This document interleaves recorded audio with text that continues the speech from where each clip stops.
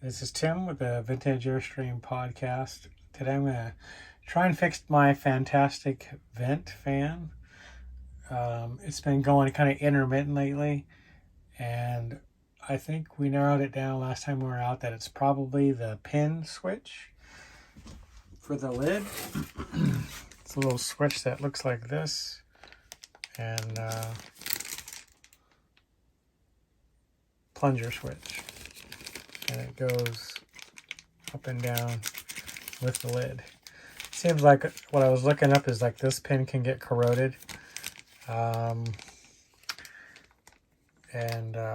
requires this to be fixed. So anyway, I'll put a link to this part number where I got it. I just got it on Amazon. I'll put a link. It'll be an affiliate link, but to this if you're having trouble.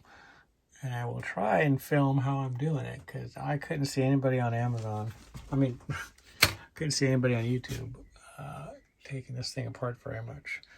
So here's the vent, and I think the plunger switch. I'm not sure. I think it's over there, and you have to access it from the top. So I think I have to take these handles and the screws down, or maybe just the screws, and drop this and then access the plunger from the top. We'll see. All right, I'll bring you along. Okay, here we are. I took the screen off. I took the fuse out here.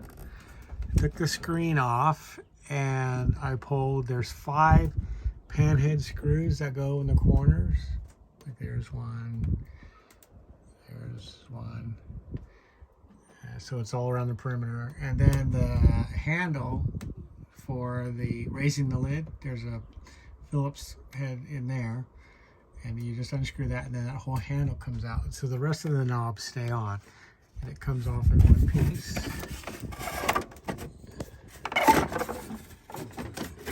Like this. I'm just gonna hang it here.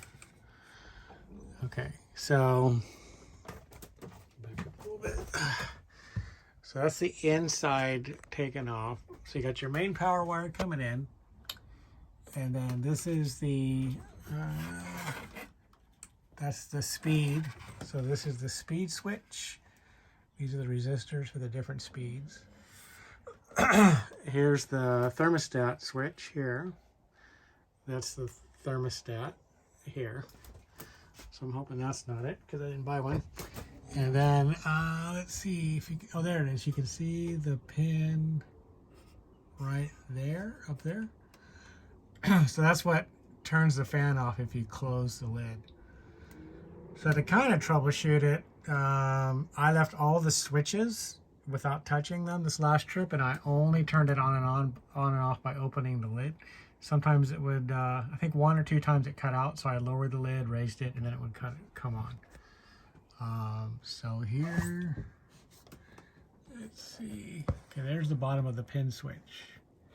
So that's what we're gonna have to figure out how to replace. I'm wondering if I can just remove this fan and then work through here without having to get up on the roof. I'm gonna try that. All right. Okay, here's a close-up of the pin switch. Turn the light on. Here's the pin switch. Okay, it looks like it screws into something. Probably it's threaded. And then that wire, like the white wire. Yeah, white wire goes in on the bottom of it, and it just, when the lid closes, it just pushes down and turns it off. So it's probably getting corroded in this little section right here while I'm rubbing with my finger. And in the kit also had this here. Not quite sure where that goes yet. Just a little ring. Okay. All right. So that's what was in this kit. There's the part number I found online. Well, unfortunately, I couldn't get the fan apart. I think that is connected forever. So I'm up on the roof. There's the top of the plunger. And you can see where that ring would go for that ground wire. So that is a 7/16 wrench to pull that off.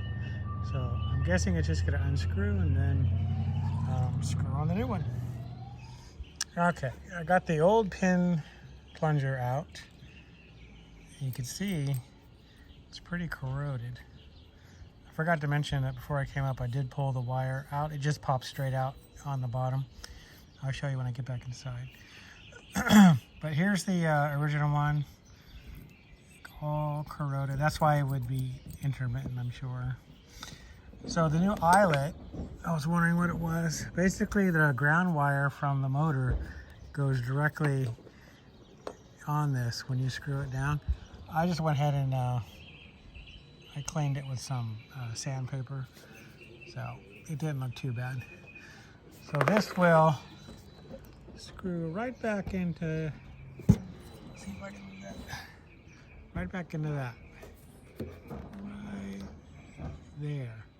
So the eyelet's going to go down first, and then this goes right into that threaded connection, and then this will pop out the bottom for the wire, the ground wire. I'll show you how that looks.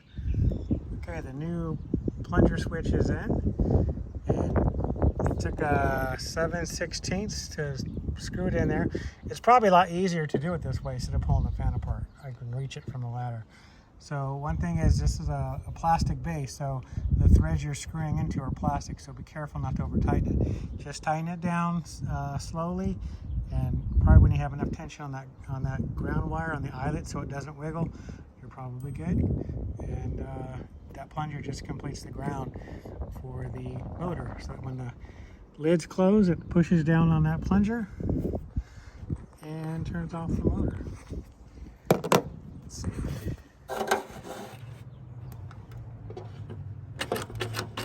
He just pushes it down like that. All right, I'll go inside and I'll show you the wire that connects to it. Here's my ladder set up, so make sure you use your noodle when you're working high. Okay, we're back inside, and here's the ground wire for that plunger switch, and this is the forward reverse switch, by the way. And let's see, here's the bottom of the plunger switch. So this just pushes right up in there, and I did go ahead and clean it with some of the sandpaper. So let me go ahead and push that in there. See if I can film it and do it. Let's see.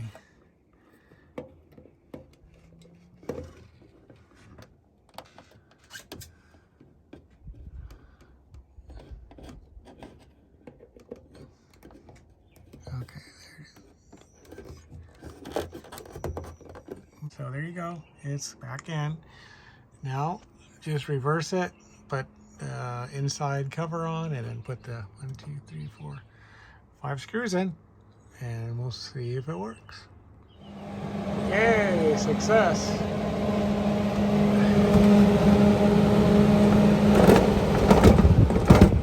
So it turns off when you close the lid.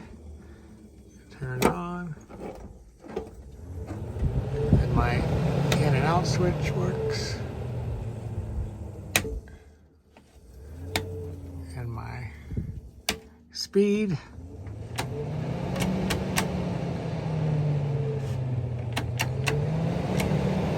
and the temperature. Woo! Yay! Okay, I'm gonna turn it off here. I'll show you how that pin switch works when this thing stops spinning. Of course, you gotta be careful with your screen off. You don't want to get your hands up there. Okay, here's the pin out of focus. And what happens is when you close it, that little black part on the lid pushes it down. Alrighty, good as new. Got the screen washed and back on. Everything is functional.